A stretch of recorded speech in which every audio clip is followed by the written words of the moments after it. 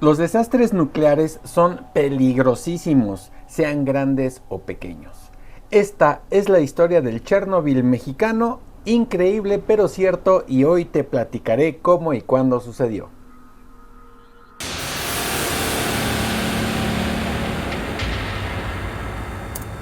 Advertencia.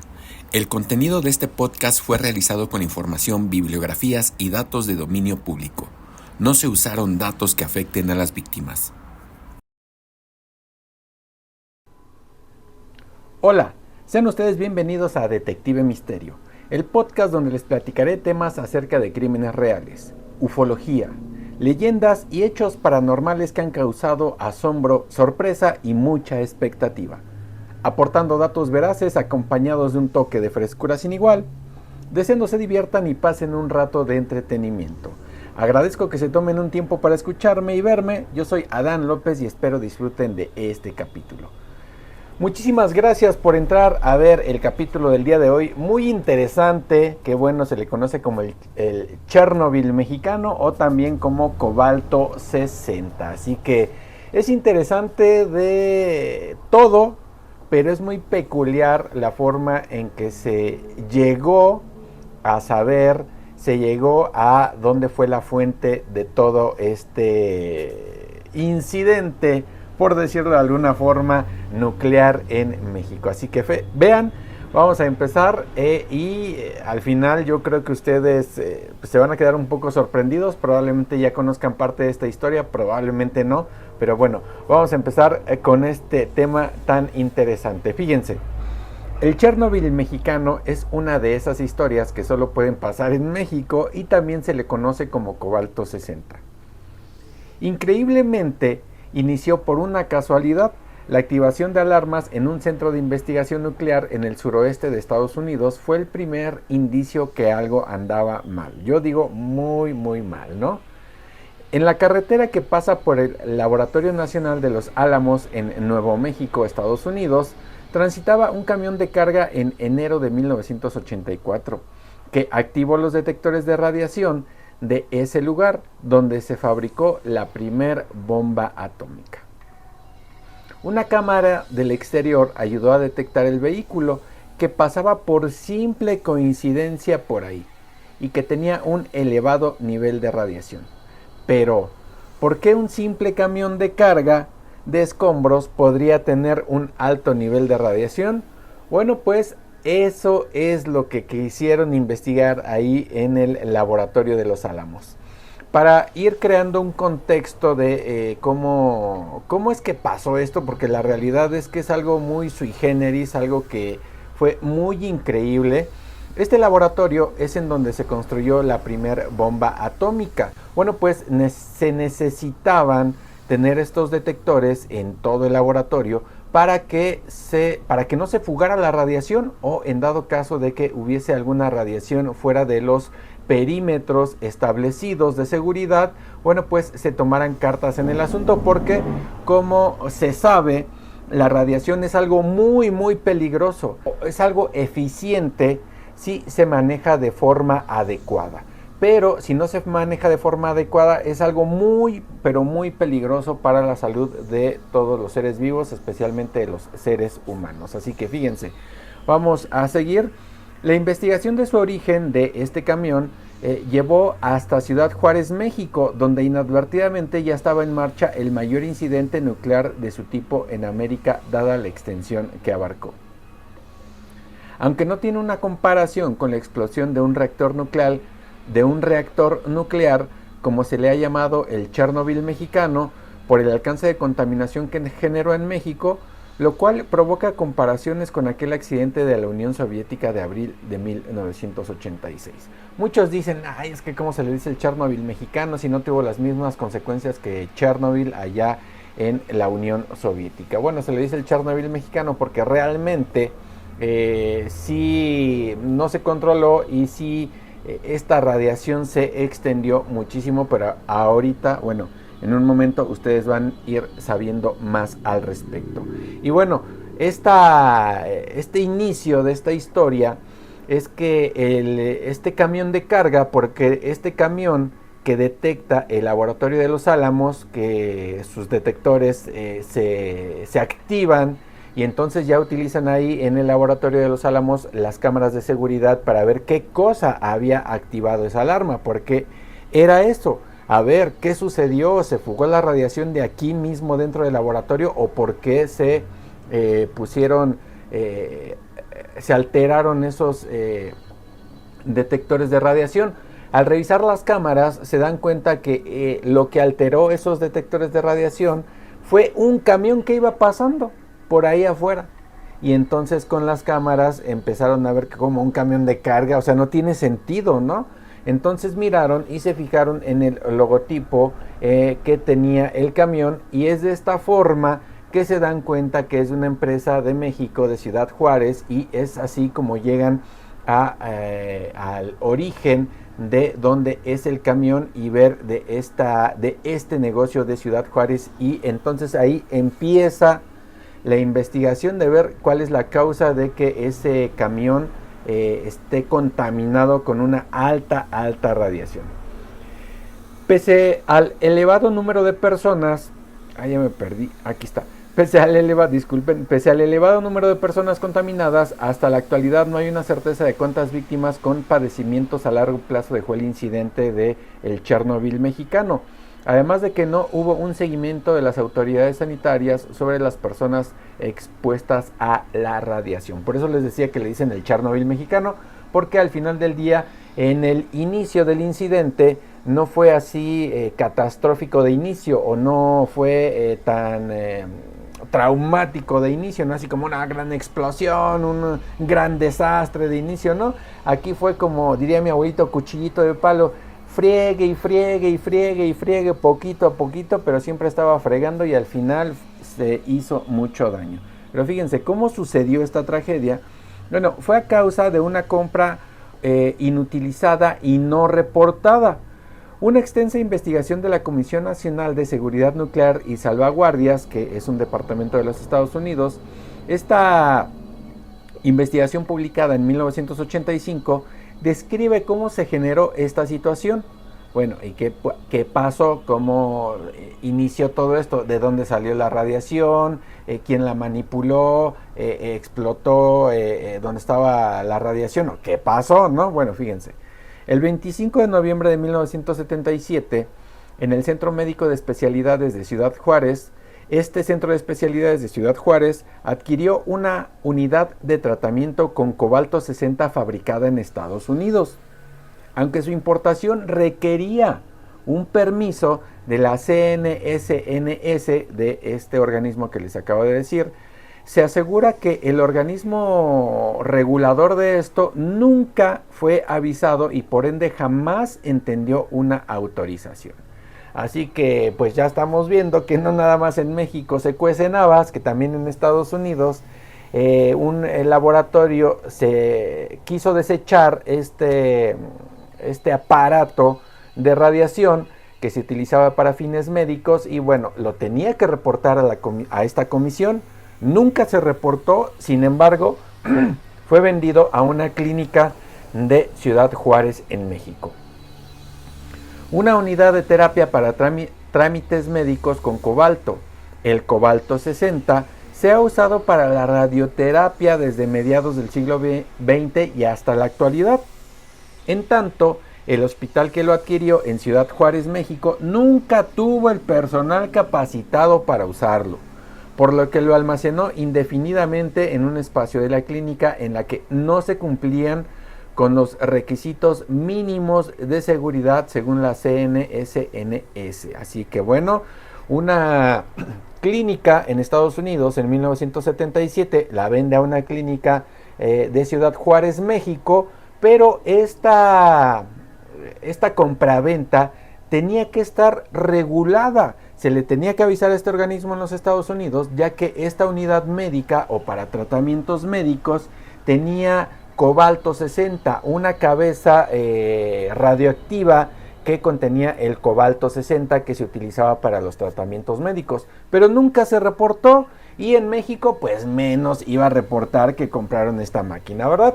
El colmo de todo esto es que la clínica en Ciudad Juárez la compró en 1977 y como no había nadie capacitado para dar esos tratamientos médicos con esta máquina que daba tratamientos radioactivos, bueno, pues resulta que entonces ahí la dejaron en el almacén y nunca la utilizaron porque no había el personal capacitado. Bueno, le tenemos demasiado miedo a la radiación nuclear. Bueno, como les decía en un principio, este miedo sí está bien fundamentado cuando esta radiación no es bien manejada. Cuando la radiación no se sabe manejar, no se manipula de forma congruente, coherente, como lo estipulan la gente que sabe de este tipo de cosas, bueno, pues sí, es muy, muy peligrosa. Y fíjense, el cobalto 60 es un material radioactivo que se produce en reactores y que se usa para aplicaciones de física médica, para terapias con radiación. Hoy los hospitales siguen usando cobalto 60 para pacientes con cáncer, explican algunos expertos en la materia. Realmente se les da tratamientos de radioterapia a la gente que padece este mal para que se pueda mejorar o recuperar o preservar la salud que tienen, ¿verdad? Antes de empezar a manipular esta máquina, la tenían como chatarra en el hospital. Pasaron 6 años hasta que en diciembre de 1983 el técnico de mantenimiento de la clínica, este técnico de nombre Vicente Sotelo Alardín, inadvertidamente inició el incidente. El trabajador desarmó el cabezal de la unidad y extrajo de allí un cilindro en cuyo interior se encontraba el cobalto 60. La operación la realizó sin ninguna ayuda, dice la investigación. El objetivo de este jefe de mantenimiento era vender como chatarra la máquina, porque bueno, ahorita más adelante les voy a platicar que ahí se echaron la bolita en esta clínica, ¿no? Sotelo perforó la fuente blindada de cobalto 60, lo que causó la salida del material radioactivo. Así que, debido a que el cilindro con la fuente radiactiva pesaba unos 100 kilos, Sotelo Alardín le pidió ayuda a un amigo. Échame la mano porque esto está muy pesado, esto que estoy manipulando, esto que le estoy dando en la torre, así que ayúdame porque yo solo no lo puedo cargar, ¿no? Así que llegó Ricardo Hernández, su compirri, para trasladar el material en una pequeña camioneta de carga que era propiedad de Ricardo Hernández, una Datsun Pickup.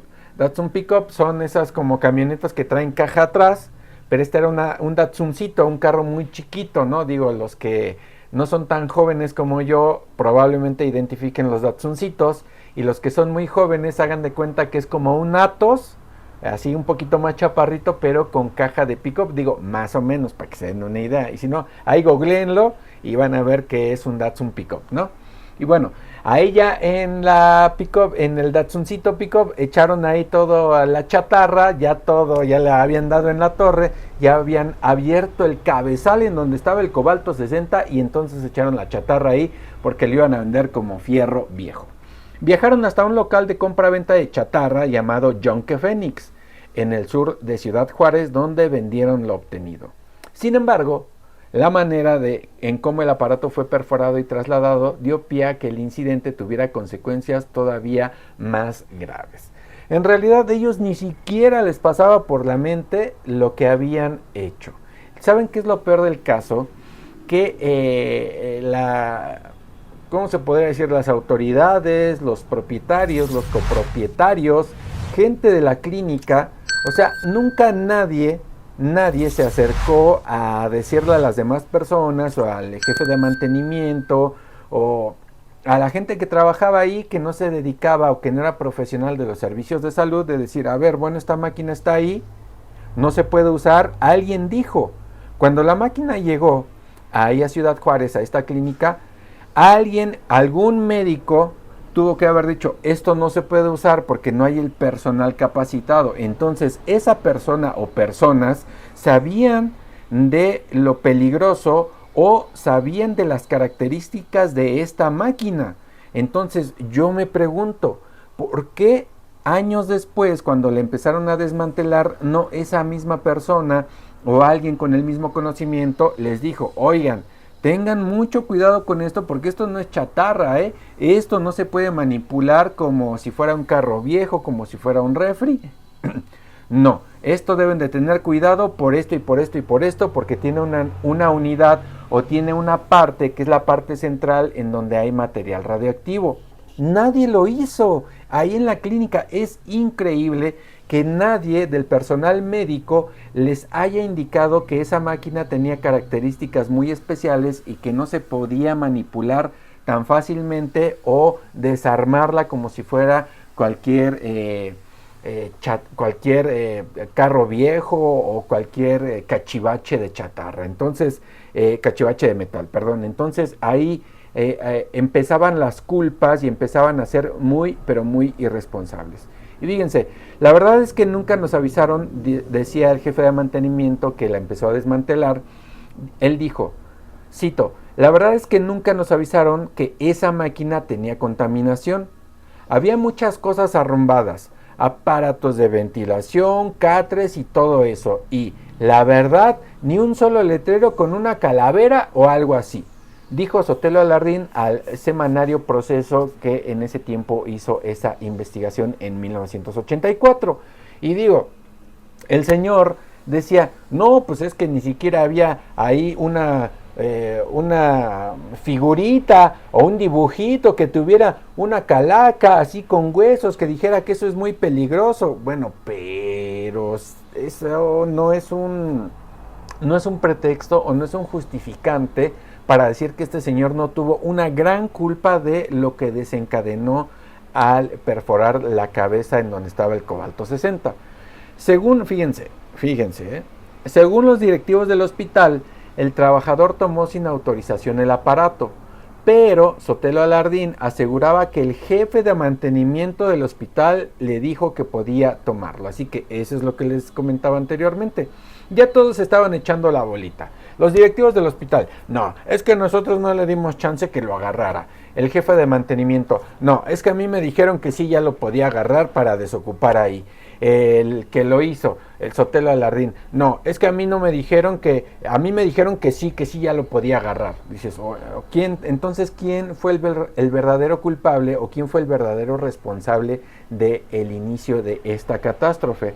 El trabajador había perforado el cilindro que contenía 6,000 gránulos o pellets de cobalto 60 y una cantidad indefinida de ellos quedaron regados en la camioneta usada, en el patio del Yonke Fénix, en las grúas y otros vehículos del negocio y hasta en las calles de Ciudad Juárez. Pero los dos grandes focos de radiactividad fueron la camioneta y el depósito de chatarra. Los gránulos de cobalto 60 son diminutos, pero representan una fuente de radioactividad decadente hasta por 35 años.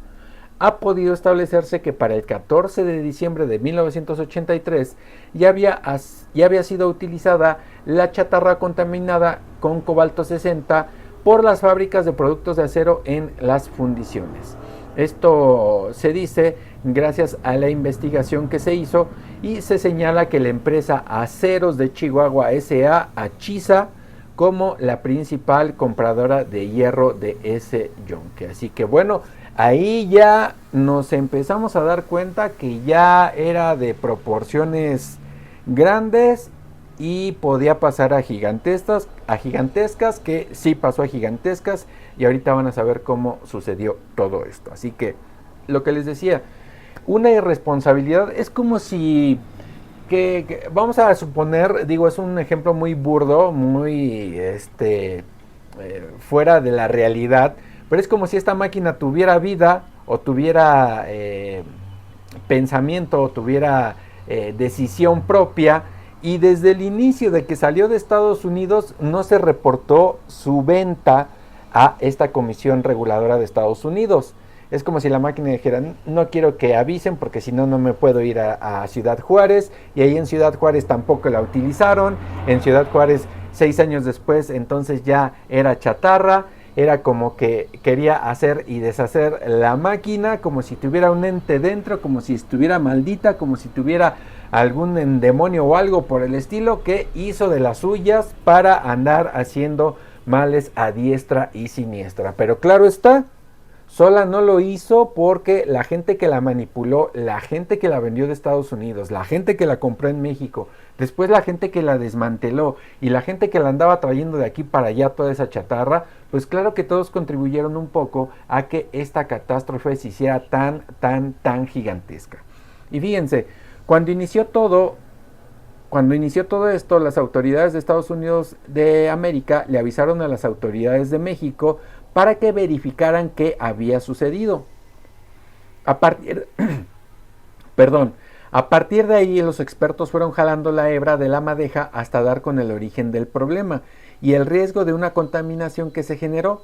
Se confirmó la existencia de una amplia dispersión del material radioactivo. Este material radioactivo tiene una vida media de 5 años y a partir de ahí la fuente pierde su intensidad de manera progresiva. Si tenemos 100 átomos radiactivos, en 5 años tendrán 50, en otros 5 años nada más 25 y así consecutivamente. Así que en 1984 el cobalto 60 del incidente ya había pasado la mitad de su potencia. Aún así, era pero muy peligrosa la radiación que todavía estaba generando este cabezal de cobalto 60. Así que es por eso que se le nombra el Chernobyl mexicano, porque no es cualquier cosa, no es un juego, no es no pasa nada, no es el clásico que desafortunadamente pasa mucho acá en México, que, así ponlo, ni se van a dar cuenta, sí, no pasa nada, sí, para que quede ya rápido, sí, hazlo así, porque sale más barato. Entonces, ese tipo de situaciones, la verdad es que causa muchas consecuencias a la gente después. Entonces, esto es una parte de lo que pasó con este incidente del cobalto 60. La camioneta, la pick-up Datsun estacionada. Fíjense, la investigación encontró a principios que no solo en las instalaciones del Yonke Phoenix y Achisa había contaminación, sino que también en el área de mantenimiento y el conmutador telefónico del hospital de origen.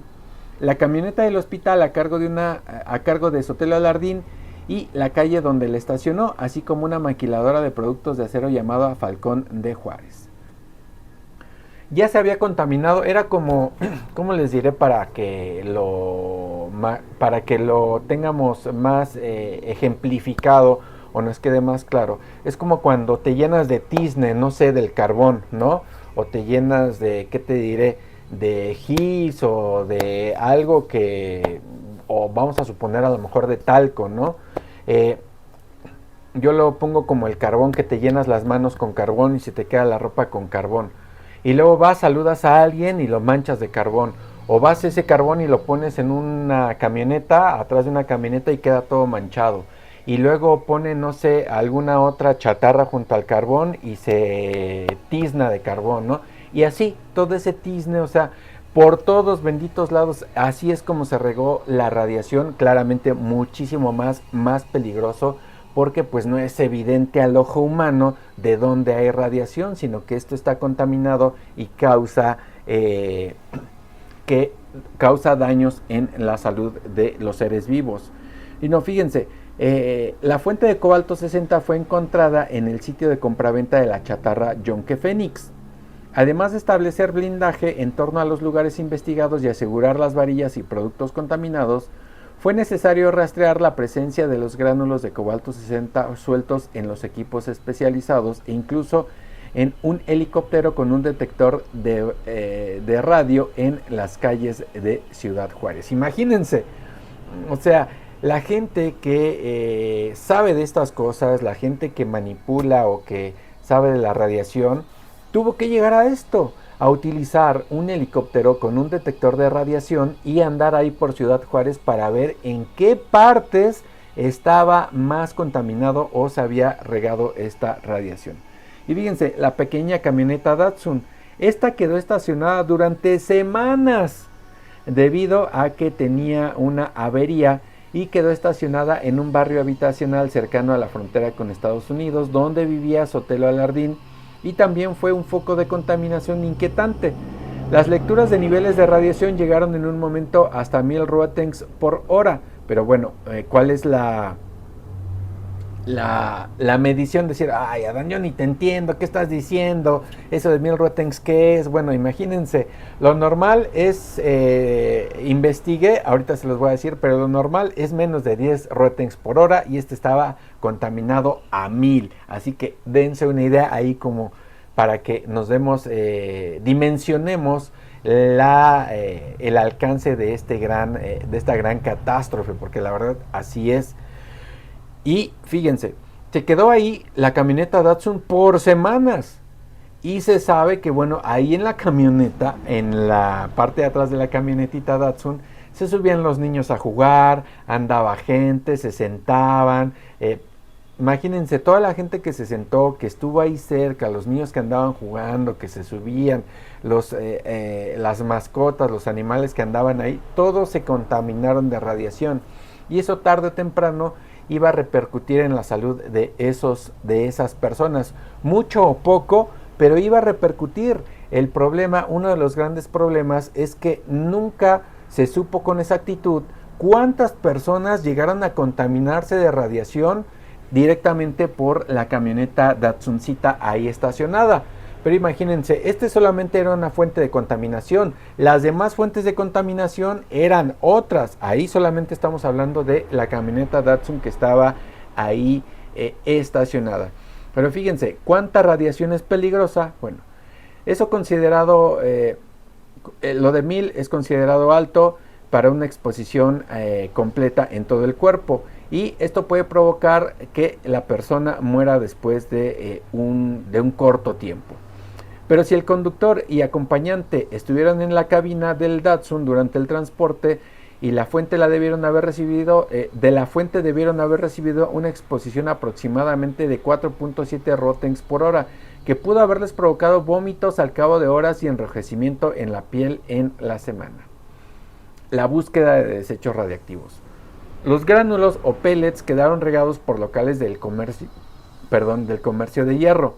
En virtud de que se trataba de una zona densamente poblada, se consideró urgente llevar la camioneta contaminada, a un sitio que reuniera las características de no estar poblado, ni que se encontrase ni que se encontrara demasiado distante, dice el Consejo Nacional de Seguridad de los Estados Unidos. El punto, necesitaban quitar la camionetita de ahí, llevarla a un lugar no tan apartado, no tan solitario. ¿Por qué? Porque lo tenían que estar vigilando. O sea, no lo podían dejar en cualquier lado. Dicen, vamos a dejarla allá a lo más recóndito de ahí, del desierto y todo. No, tampoco se podía dejar tan lejos porque tenían que estar monitoreando que nadie se acercara ahí. Y si lo dejaban muy lejos, pues no iban a poder monitorearlo. Eso es a lo que se refiere el párrafo que les acabo de leer. La maniobra se planeó cuidadosamente y se ejecutó en 10 minutos. El vehículo fue llevado hasta el Parque del Chamizal, a un lado de la línea fronteriza con Estados Unidos. La fascinante historia de El Chamizal es el único territorio que Estados Unidos le devolvió a México tras más de un siglo de disputas. Y bueno, los especialistas dicen que fueron a hacer mediciones de radiación y una señora estaba sentada diario junto a la camioneta. Nadie se enteró de que había una fuente radioactiva que estaba contaminada ahí, y ese fue el problema. La búsqueda de desechos radiactivos, bueno, pues era buscar en el yunque Fénix, la gente que había estado cerca de la Datsuncita, estas dos personas que la habían transportado, ahí en el yunque, cuánta chatarra había estado cerca de la contaminada, cuánta se había fundido junto y todo ese tipo de cosas. Fíjense, el material sacado de Ciudad Juárez, bueno, pues resulta que la camionetita esta y todo el material radiactivo se tenía que buscar en donde tuviera que ser enterrado, pero tenía que ser enterrado también con placas de plomo y encima echarle todavía cemento para que ya no tuviera ningún peligro y no tuviera ninguna exposición durante el tiempo que estuviese ahí. Bueno, y fíjense, además del Yonke, Fénix y Achisa, la investigación de la Comisión Nacional de Estados Unidos que regula esto de la radiación, detectó que 3 empresas que comercializaban materiales férreos en las ciudades de Monterrey, Gómez Palacio y San Luis Potosí registraban contaminación. Las instalaciones de Achisa, escuchen bien, fíjense, unas 6.600 toneladas de varilla fueron fabricadas con hierro contaminado según la investigación. 6.600 toneladas. Incluso en una carretera que une a Ciudad Juárez y Chihuahua hubo rastros de material radioactivo. Todo requirió una cuidadosa tarea de detección y aseguramiento de gránulos y objetos contaminados. En promedio, un edificio de 3 pisos necesita 1 tonelada de varilla. En promedio, digo, ahí es mucha la variable debido a qué tan fuerte es la construcción, qué tantas paredes puede llegar a tener y ese tipo de cosas, ¿no? Qué tipo de suelo es y todo, para qué se va a utilizar y demás. Pero este pequeño dato yo quise hacerlo para que ustedes se den una idea más o menos de cuántas construcciones se pudieron llegar a realizar con esas 6.600 toneladas de varillas contaminadas con radiación que se extendieron en todo el territorio mexicano. Y fíjense, en promedio les decía, un edificio de 3 pisos necesita 1 tonelada. Entonces, con esas 6.600 toneladas de varilla alcanzaría para más o menos 6.000 edificios de 3 pisos. Así que imagínense, 6.000 edificios. Puede sonar que no son tantos edificios, pero no son 10, ni 20, ni 100, ni 500, ni 1,000. 6.000 edificios en donde estaba varilla contaminada con radiación. Y claramente el cemento, el colado, todo eso no iba a detener esta radiación que podía llegar a emitir, que ya iba en decadencia, pero al final de cuentas es radiación peligrosa para los seres humanos. Y fíjense, la varilla fue comercializada en 17 de los 32 estados de la República Mexicana. De 17.600 construcciones inspeccionadas, 814 tuvieron que ser demolidas según el informe. O sea que, para que nos demos cuenta, que no era un chiste, o sea, no era cualquier cosa. Ya había construcciones hechas y las tuvieron que demoler debido a la alta detección de radiación que tenían estas construcciones. En el caso de México, unas 4,000 personas tuvieron algún grado de exposición por este incidente del Chernobyl mexicano cobalto 60. Y bueno, ya las autoridades mexicanas le pidieron a la UNAM que fueran a medir las varillas de castillos o pilares de construcciones y su nivel, si su nivel ya no era importante, pero por ley había que detectar si ese material seguía contaminado o qué tanta radiación emitía. Y se hizo un escándalo gubernamental porque se pedía que se derribaran algunas construcciones que ciertas personas decían, no, es que cómo se va a tirar eso, porque al final del día era ya pérdidas monetarias para la gente que lo había construido. Al menos 4,000 personas expuestas, como les había dicho, y la investigación resulta que fueron expuestas a la radiación, de las cuales un 80% recibió dosis inferiores a la radiación normal que puede recibir un ser humano. Pero al final del día recibieron una dosis de radiación que no era lo propio, no era lo aconsejable si no lo necesitaban o no estaban bajo un tratamiento médico, ¿verdad? Eso es equivalente a lo que una persona puede recibir si está cerca de un paciente que recibió tratamiento de radiación. O sea, si tú estás cerca de un paciente que recibió algún tratamiento con radiación, dices, pues como que te llega un poco, sí, pero pues es momentáneo o es no todo el tiempo. Y aquí en este caso, si estás en la construcción, si estás junto a la varilla, pues es más el tiempo que estás expuesto a esa radiación. Y de estas 4,000 personas contaminadas, otro 18% recibió entre 0,5 y 25 REMS, mientras que el 2%, unas 80 personas estuvieron expuestas a más de 25 REMS. De todas De todas, 5 personas estuvieron expuestas a una dosis de entre 300 y 700 REMS en un periodo de 2 meses, según la Comisión Reguladora de los Estados Unidos.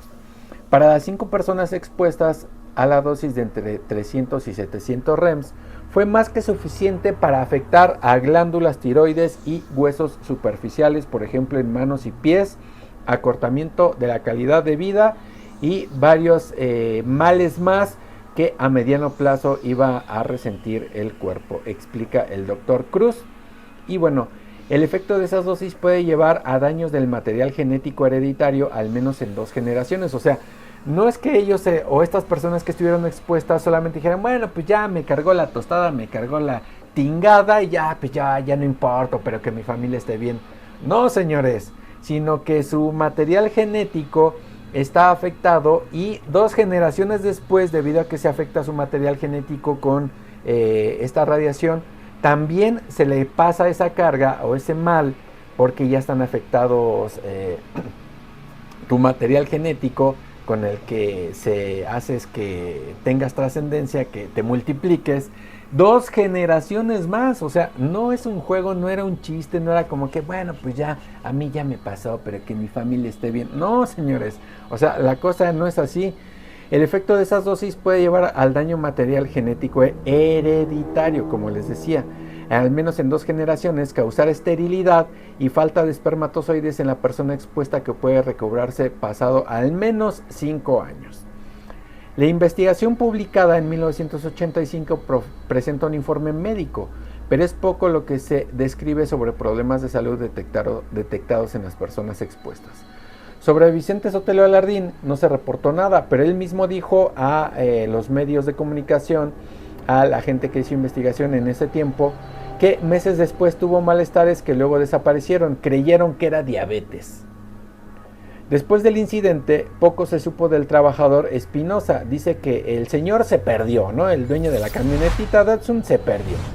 Los trabajadores del Yunque Phoenix dijeron no haber experimentado vómitos, cansancio ni náuseas y no presentaban marcas visibles en pies o manos, salvo algunas pigmentaciones y algunos malestares pasajeros, según lo reportado en su momento. 4 trabajadores, el hijo de uno de ellos y un cliente, sí presentaron leucopenia, que es una disminución de la concentración de leucocitos en la sangre. Pero luego de unos meses, los empleados de Hechiza se quejaron de fuertes dolores de cabeza, vómitos y diarreas. Reportaron en aquel momento a los medios de comunicación.